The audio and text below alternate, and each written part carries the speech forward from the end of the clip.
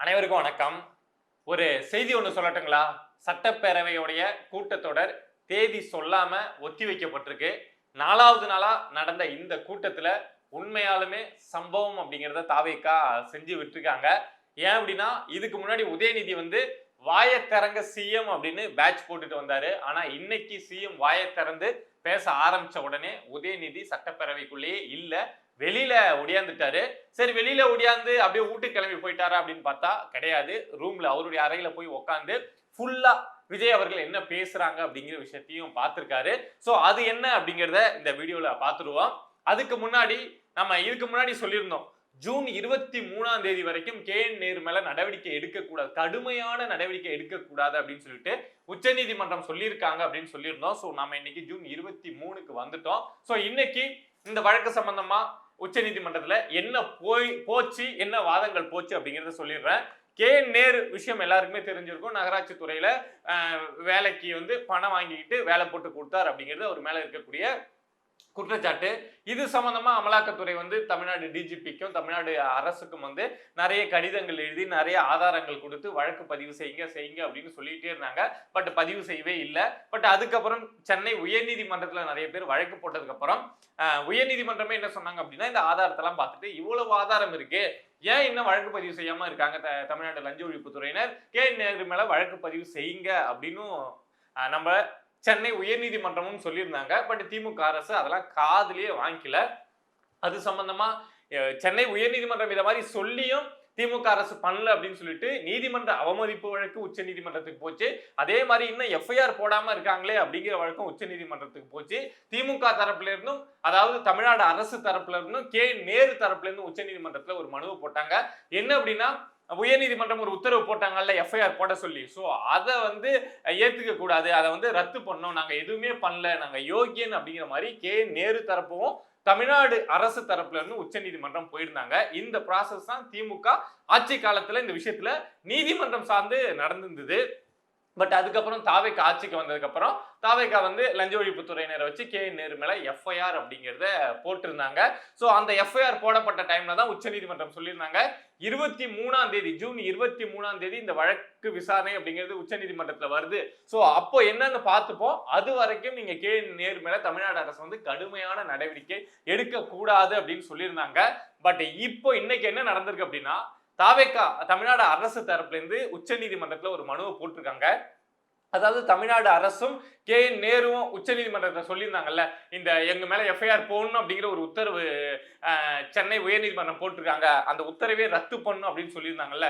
So அந்த மனுவையே நாங்க வாபஸ் பெறுறோம், அதாவது தமிழ்நாடு அரசு போட்டிருந்ததுல, சோ அந்த மனுவையே நாங்க வாபஸ் பெறுறோம், இந்த KN நேரு மேல FIR எது வேணாலும் போட்டுக்கலாம் அப்படிங்கிற அடிப்படையில தாவேகா தரப்புல இருந்து உச்ச நீதிமன்றத்துல ஒரு மனுவை தாக்கல் பண்ணியிருந்தாங்க.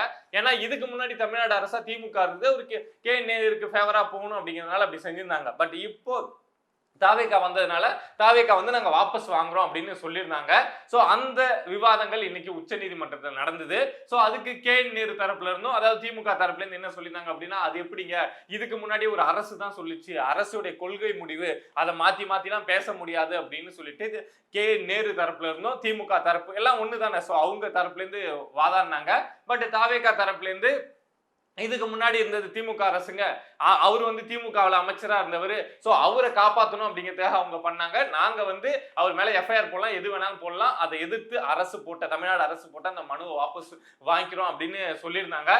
பட் உச்ச நீதிமன்றம் என்ன சொன்னாங்க அப்படின்னா, இந்த நீதிமன்ற அவமதிப்பு வழக்கெல்லாம் போட்டாங்கல்ல, அதிமுக தரப்புல இருந்து சில பேர்லாம் போட்டாங்கல்ல, அதெல்லாம் தள்ளுபடி பண்ணிட்டாங்க. ஏன் அப்படின்னா, அவர் மேல இப்போ புதுசா வந்த அரசு FIR போட்டாங்க, அவர் மேல FIR போட மாட்டேங்கிறாங்க அப்படின்னு சொல்லிட்டு தான் நீதிமன்ற அவமதிப்பு வழக்கு போடப்பட்டது. சோ அதை எல்லாத்தையுமே தள்ளுபடி அந்த ரத்து எல்லாமே பண்ணிட்டாங்க.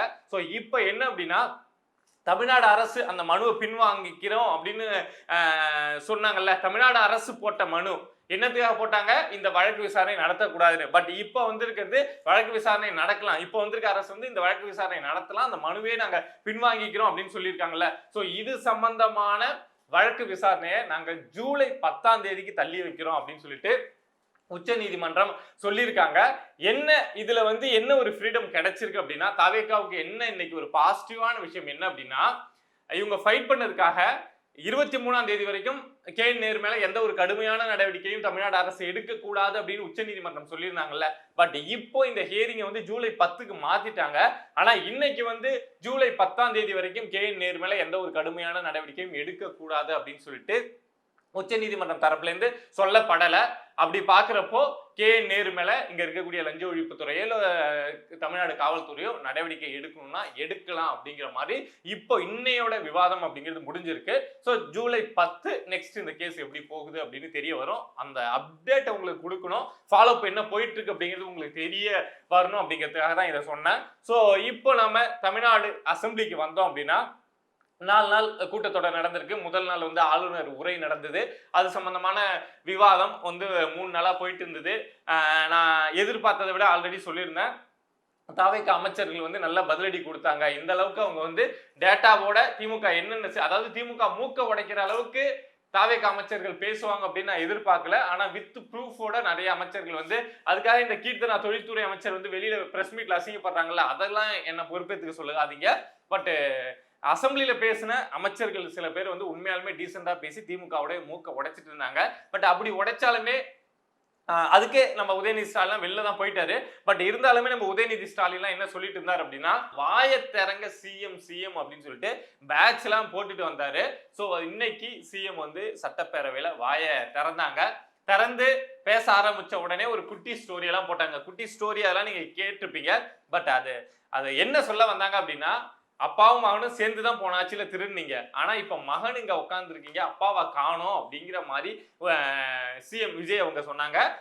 அவங்க சொன்ன அந்த விஷயம் அதுதான், அவங்க ஸ்டோரியா சொன்னாங்க. பட் சொல்ல வந்த விஷயம் என்னன்னா, அப்பாவும் மகனும் திருநீங்களே, என்ன மகன் மட்டும் உட்காந்துருக்காரு, அப்பாவை காணோம் அப்படிங்கிற அந்த தோனியில தான் சொல்ல வந்தாங்க. இது ஒரு விஷயம்.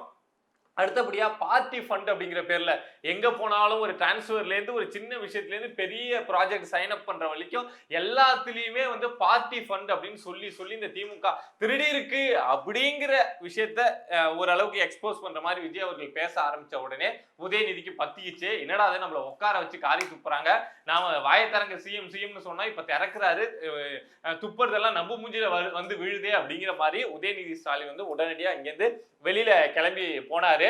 சரி, வெளியில கிளம்பி போனாரு அப்படின்னா கொஞ்ச நேரம் ஒண்ணு கத்திட்டு கார் எடுத்துட்டு வீட்டுக்கு போயிடுவாங்க அப்படின்னு பார்த்தா உதயநிதி ஸ்டாலின் அதை பண்ணல.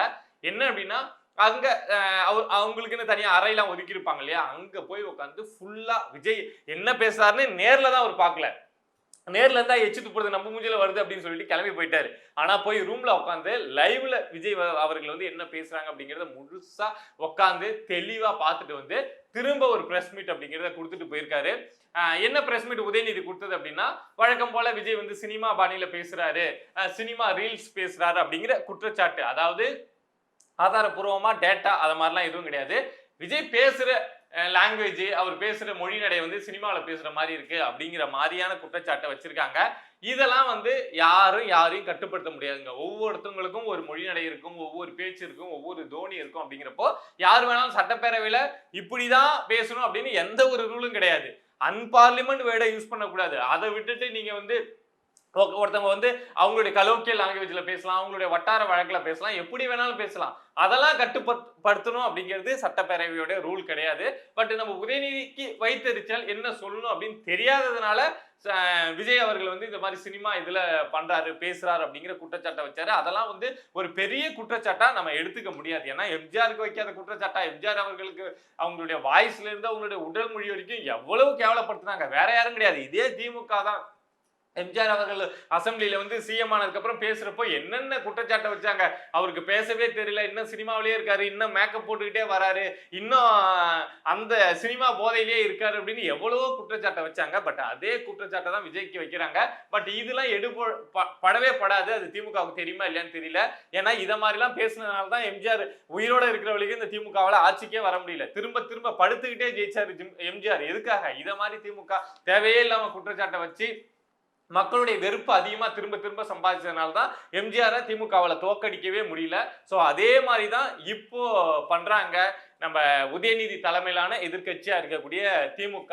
ஸோ இதெல்லாம் மாத்திக்கிட்டு, அந்த பழைய அரசியல் ஸ்டைல் எல்லாம் மாத்திக்கிட்டு இப்போ காலத்துக்கு ஏற்ற மாதிரி என்ன பண்ணலாம், எந்த விஷயத்துல தாவேக்கா தப்பு செய்து அதை நம்ம எப்படி எக்ஸ்போஸ் பண்ணலாம் அப்படிங்கிறதுல திமுக ஃபோக்கஸ் பண்ணா நல்லா இருக்கும். பட் ஆனா அதை உங்களால செய்ய முடியாது. ஏன்னா இவங்க தானே எல்லா கரப்ஷனையும் எல்லா ஸ்கேமையும் இவங்க தானே பண்ணி வச்சிருக்காங்க.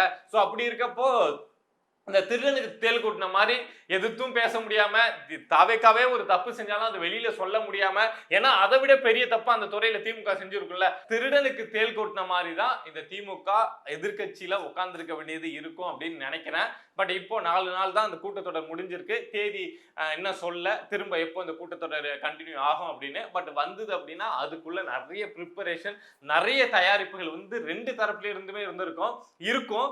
ஏன் அப்படின்னா தாவேக்காவுக்கு இப்போ ஒரு ஐடியா கிடைச்சிருக்கும். என்ன சட்டப்பேரவைனா என்ன, எப்படி பேசுவாங்க, ஆப்போசிட்ல இருக்கவங்க எப்படி பேசுவாங்க, நாம எப்படி பேசணும், நாம எப்படி பெஞ்சில தட்டு வாங்கணும், என்ன பாயிண்ட வச்சா அங்க வந்து கேட்சிங் பாயிண்டா இருக்கும் அப்படிங்கிற ஐடியாலாம் தாவேக்காவுக்கு வந்திருக்கும்.